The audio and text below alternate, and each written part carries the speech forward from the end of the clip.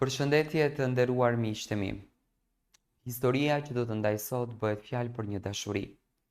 Një dashuri që nisi me të gjitha të mirat e botës. Një dashuri që ky çift në sytë e njëri tjetrit shikonte parajsën, universin, botën, jetën, të ardhmen të ndritur, diamantin, shkëlqimin. Por kjo dashuri u shua nga një xhelozi e tepërt dhe një mesazh në Snapchat. Para se unë të lexoj këtë historinë, do kisha dashur të bëj një kërkesë. Mos u mundoni të shkatroni një dashuri. Të shkatrosh një dashuri është sikur të shkatërosh një xhami.